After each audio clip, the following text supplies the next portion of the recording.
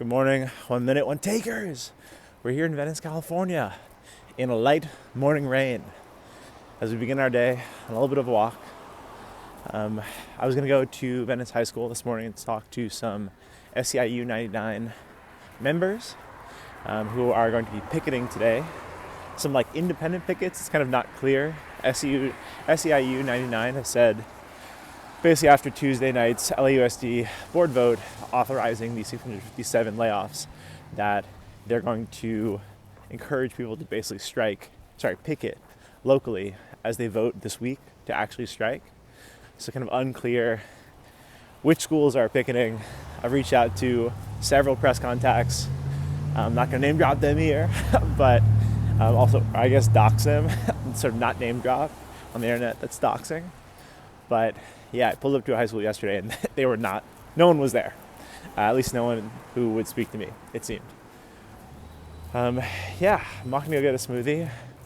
I might go to Egypt soon for a little secret video I wanna make with this guy who's living there, who seems open to this idea.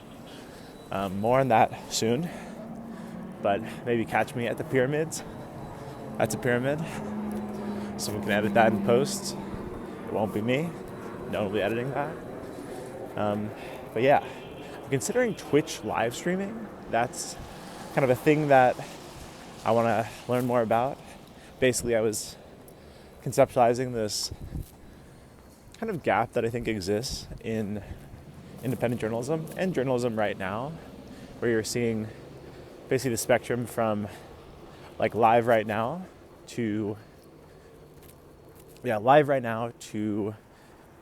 year plus on the shelf, and across the spectrum, right? If you think about one poll here,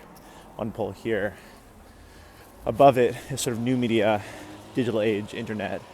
Below it, you have legacy media, so traditional media. So at the live right now, you have breaking on the scene cable news, think truck with big satellite on top.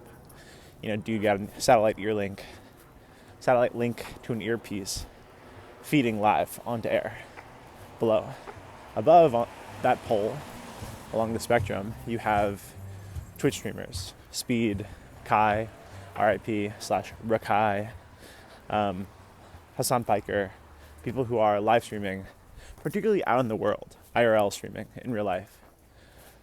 Go along the spectrum, old media, year plus shelf life, you have, I guess, film and TV, television shows, things that are written, developed, years in development, years in production, years in editing to eventual release.